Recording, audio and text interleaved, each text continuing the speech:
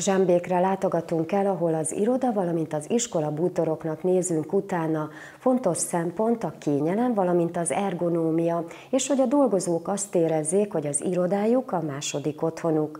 A fenntarthatóság érvényesül a gyártásnál is, így például az alapanyag használatnál, valamint az energiafelhasználásban.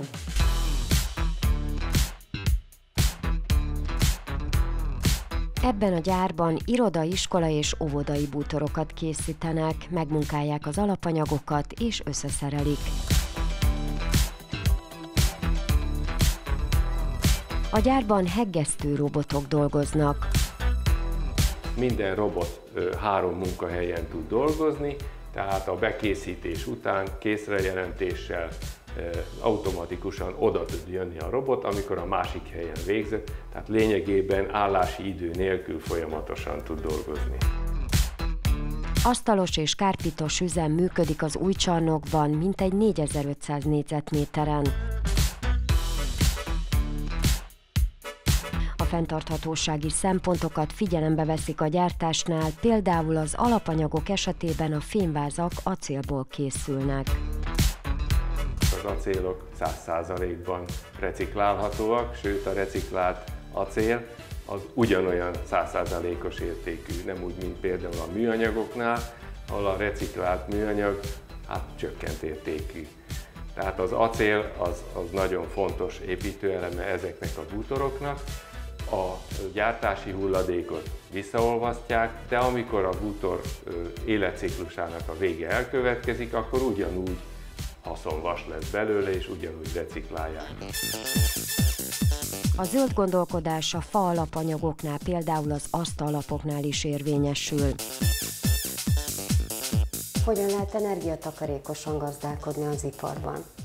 Az energiatakarékosság részint abból áll, hogy egyre modernebb eszközöket használunk, ami egyre jobb kihozatalt eredményez, olyan szoftvereket, programokat használunk, ami a kihozatalt egy-egy labból optimalizálja, CNC vezérlésű gép a hossz darabolásokat úgy kombinálja össze, hogy a maradék mennél kisebb legyen, illetve a gyárunkban 2 helyen is működik napelem, illetve az új gyárunkban hőszivattyúval termeljük az energiát, a hideget is, a meleget is.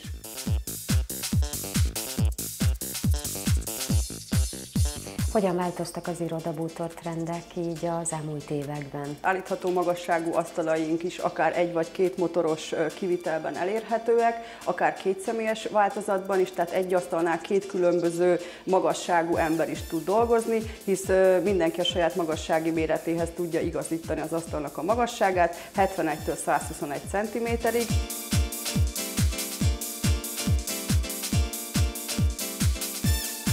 Törekszünk arra, hogy a székek ülőfelülete minél kényelmesebb, komfortosabb legyen, nagyobb szivacsűrűséggel dolgozunk, előre habosított ülőfelületeket használunk, nagy kopásállóságú szövettel borítjuk be ezeket a székeket, illetve hogyha megnézitek, akkor a háttámla felületén már a hálós kivitelt alkalmazzuk nagyon sok esetben, fejtámlával, ez jobban szellőzik, így a kollégáknak a komfortérzetét is biztosítja. A székeknek a magassági mérete is állítható, a karfa 3D-s kivitelben készült, tehát előre, hátulra, oldalra is tudja csúsztatni, illetőleg meg lehet oldani azt is, hogy kiemelt gázteleszkóppal, akár a klasszikustól eltérő módon magasabb ülőfelületet is tudunk biztosítani.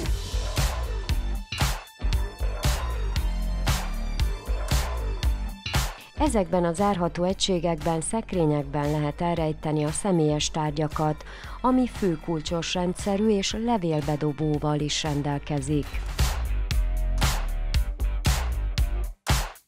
Az asztalok közé, hogyha igény van rá, akkor szoktuk javasolni a hangelnyelő akusztikus paneleket, amik igazából segítenek abban, hogy mégis nyitott az iroda, de mindenkinek megvan a saját kis munkaterülete, és tud nyugodtan dolgozni. Valamint továbbfejlesztettük ezt a dolgot, vannak olyan térhatároló szekrények is, amelyeket, hogyha megfelelően helyezzünk el a térben, akkor tulajdonképpen tudja az egyes csoportokat lefedni, és biztosít nekik egy nyugodtabb, sterilebb légkört, hogy a munkájukat optimálisan tudják végezni.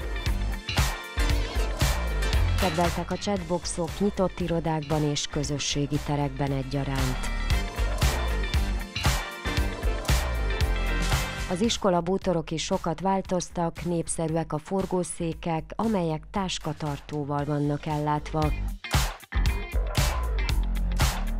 Arra törekszünk minden esetben, hogy olyan székeket és asztalokat gyártsunk, amik jól variálhatóak, hidegenhengert acélcsőből készült, nagy szilárdságú kivitelben, és a palástok esetében is sikerült egy olyan kivitelt alkalmaznunk, ahol a palást törhetetlen kivitelű, tehát ki lehet teljes mértékben lapítani, viszont visszanyeri a formáját. Ezek a székek rakásolhatóak, a formáját tekintve teljes mértékben gerinckímélőek.